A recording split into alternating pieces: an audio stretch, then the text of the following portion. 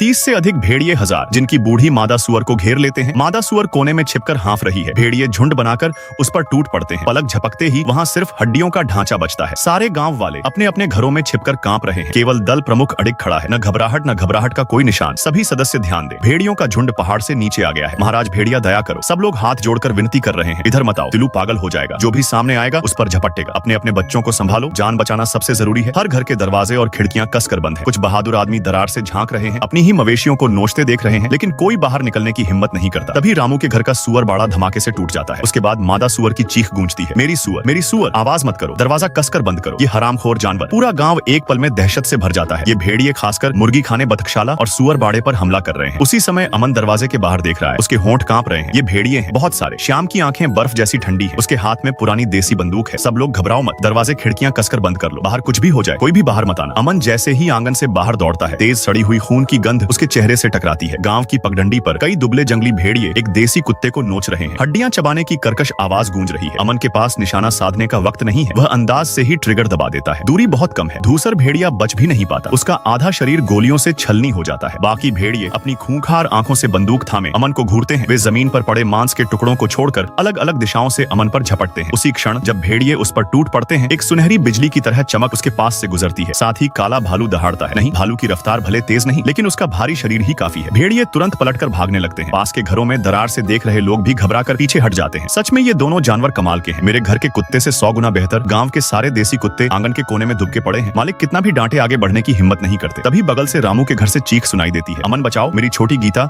अभी लकड़ियों के ढेर में छिपी है। वो छुपन छुपाई खेलते डर गई थी और घर के अंदर नहीं जा पाई। अमन चौंकता है, जल्दी से रामू की पत्नी के बताए दिशा में देखता है। रामू के आंगन की दीवार के बाहर ऊंचा लकड़ी का ढेर लगा है। उसके घर से बस कुछ कदम दूर दो भेड़िए सफेद पड़ी आंखों के साथ उस लकड़ी के ढेर के चारों ओर घूम रहे हैं। लकड़ियों के अंदर से बच्चे की डर से कांपती सिसकियां सुनाई दे रही हैं। उनकी सांसों की आवाज साफ है। दोनों भेड़ियों ने